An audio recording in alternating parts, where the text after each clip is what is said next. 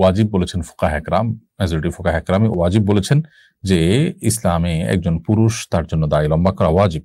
এক মুষ্টির নিচে দাড়ি কাটা প্রায় সব উলামা একরামের মতই নাজায়েজ এবং গুনাহের কথা ওয়াজিব তরক করা হলো যে অ্যাক্সিডেন্টের কারণে সেলাই করতে হবে, তাহলে ওই জায়গার দাড়িগুলো চাচতে হবে, বা বড় কোনো দুর্ঘটনা হলো বা এমন কোনো অসুস্থ হলো যে দাড়ি তার রাখা যাচ্ছে না, দায় রাখতে গেলে তার ট্রিটমেন্ট হবে না, দুরারোগ্য ব্যাধিতে তিনি অনেক কষ্ট পাবেন অথবা মৃত্যুর মুখে পতিত হবেন, এই পর্যায়ে চলে গেলে তখন তিনি দাড়ি চেঁচে ফেলতেন বা ছোট করে ফেলতে পারেন।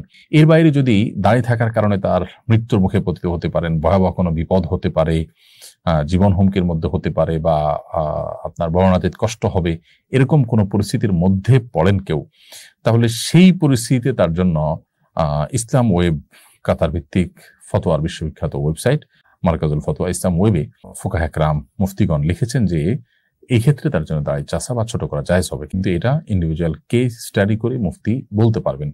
আমরা সামান্য একটু ঠুনকো অজুহাত দিয়ে, সামান্য একটু বিপদের ভয় আপনার কোনো ওয়াজিব লঙ্ঘন করে ফেলবো, ব্যাপারটা এতটা সহজ নয়। অতএব পরিস্থিতিটা কিরকম, এই পরিস্থিতিতে তার কি করা উচিত, কি করা উচিত না, কোনটা জায়েজ না, এই বিষয়টা সংশ্লিষ্ট বিষয়কে পুরোপুরি খোলাখুলি কোনো মুফতির কাছে উল্লেখ করে তারপরে সমাধান নিতে হবে।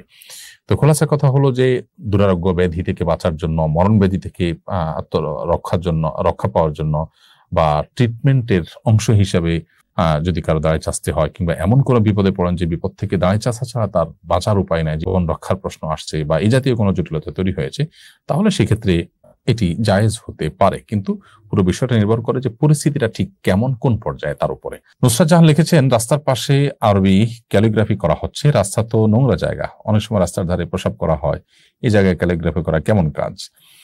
প্রথম কথা হলো যে ক্যালিগ্রাফিতে যদি কোরআন কারীমের আয়াত লেখা থাকে তাহলে সেটা তো ওয়ালে এমন ভাবে লেখা দরকার যে একদম নোংরা ময়লা টয়লা লাগবে না, অর্থাৎ কিছুটা উপরে তুলে লেখা হয়।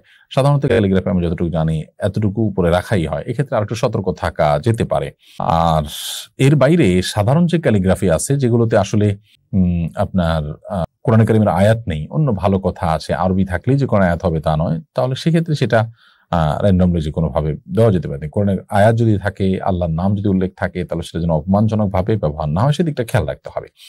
এখন কথা হলো যে সচরাচর আমাদের দেশের সব ওয়ালগুলোতেই কি মানুষ পেশাব করে বা কোনো প্রাণী পেশাব করে, কিংবা সব জায়গাতে ময়লা হয়? আমার মনে হয় সেটা না। বিশেষ করে বিশ্ববিদ্যালয়, কলেজ, মাদ্রাসা এর যে ওয়ালগুলো আছে অভ্যন্তরে, ক্যাম্পাসের ভেতরে, এগুলোতে আসলে কেউ পেশাব সচরাচর করে না। তারপরও কোনো প্রাণীর দ্বারা সেটি কোনো অপমান হতে পারে, সেই জায়গা থেকে কিছুটা উপরে তুলে ক্যালিগ্রাফি করা যেতে পারে। মৌলিকভাবে ক্যালিগ্রাফি করাতে দোষের কিছু নেই। হাবিব আপনি লিখেছেন, আমি ভারত থেকে জানতে চাই, আমাদের দেশে মিডিয়া বলছে আপনাদের ওখানে নাকি হিন্দুদের উপর অত্যাচার করা হচ্ছে, এটা কতটুকু সত্য? অমুসলিম অধিকার সম্পর্কে ইসলামের নির্দেশনা কি? ভাই হাবিব, আপনাদের দেশ থেকে অর্থাৎ ভারত থেকে আপনারা যে মিডিয়ার প্রচারণা দেখতে পাচ্ছেন, আমরা দুঃখজনক হলেও সত্য বলতে চাই আপনাদেরকে যে এটা একরকম মিথ্যাচার হচ্ছে। আমাদের দেশে, আমাদের আশেপাশে যে হিন্দু ভাই বোনরা আছেন তারা ভালো আছেন, নিরাপদে আছেন। বিচ্ছিন্ন যে ঘটনাবলী সেটি তো সব সমাজে কম বেশি হয়ে থাকে। বিশেষ করে আপনাদের প্রতি শ্রদ্ধা রেখে বলতে চাই যে আপনারা আপনাদের দেশ ভারতে আপনারা নিজেরা মুসলমানরা নানাভাবে যে নিগৃহীত আছেন, একের পর সেখানে ধর্মীয় দাঙ্গা এবং মুসলিম নিধন হয়ে থাকে, ঠুনকো অজুহাতে অগণিত মানুষকে হত্যা করা হয়। আমাদের এখানে বাংলাদেশে ইতিহাসে কখনো এরকম কোনো ঘটনা ঘটেনি। বিভিন্ন রাজনৈতিক অস্থিরতায় হিন্দুদের ভালোবাসার দাবিদার মানুষরা অনেক সময় আপনার তাদেরকে গুটি হিসেবে ব্যবহার করে আপনার এ ব্যাপারে প্রপাগান্ডা চালায় থাকে। অতি সম্প্রতি যে ঘটনা ঘটেছে সেখানে বিচ্ছিন্ন কিছু ঘটনা প্রথম একদিন হয়তো হয়েছে, সামান্য কিছু মানুষ হয়তো ক্ষতিগ্রস্ত হয়েছেন।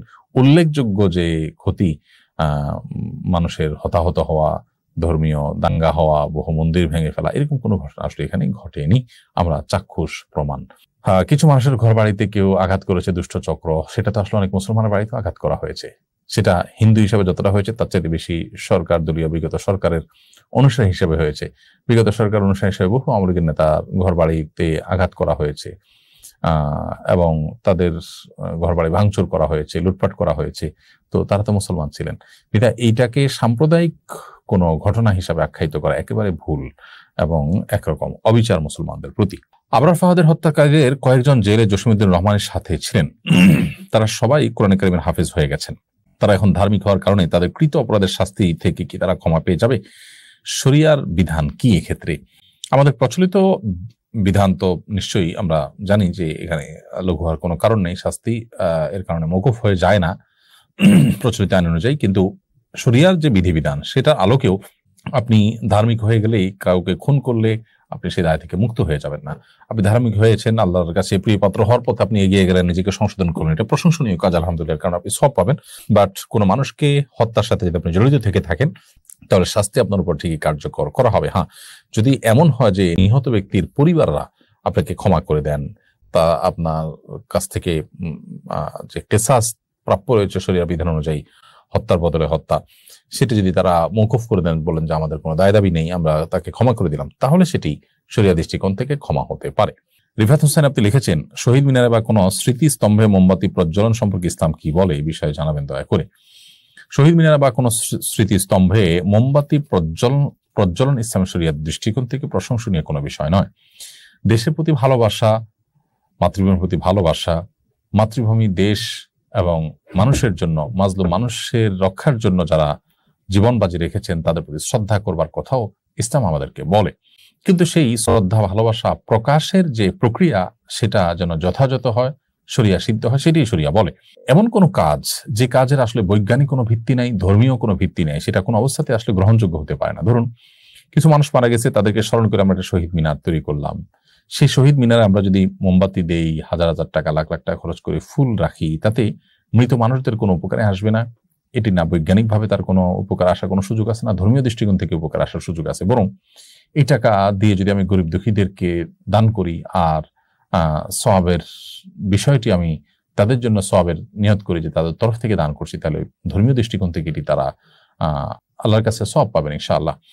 সেই সাথে তাদের শরণার্থে আমরা যদি গরিব মানুষের জন্য কাজ করি, কোনো কল্যাণমূলক কাজ করি, বা তাদের পরিবারের জন্য আমরা কিছু করতে পারি, সেটাও যৌক্তিক এবং ধর্মীয় দৃষ্টিকোণ থেকে সঠিক। এই জায়গা থেকে এই জাতীয় স্মৃতিস্তম্ভে মোমবাতি জ্বালানো কিংবা ফুল দেওয়া ইসলাম শরিয়ার দৃষ্টিকোণ থেকে অনর্থক কাজ, বরং কোনো কোনো ক্ষেত্রে এটা শিরকের সাথে সাদৃশ্যপূর্ণ। কেউ এখানে পুজো করতে চায় না, পূজার নিয়ত করে না, সেজন্য এটা হয়তো সরাসরি শিরক হবে না, কিন্তু শিরকের যে আয়োজন, যেখানে মোমবাতি, ফুল এগুলো থাকে, মুশরিকরা, হিন্দুরা, যারা শিরকে লিপ্ত তারা যেরকম করেন, এখানে অনেকটা তার সাথে সাদৃশ্য হয়।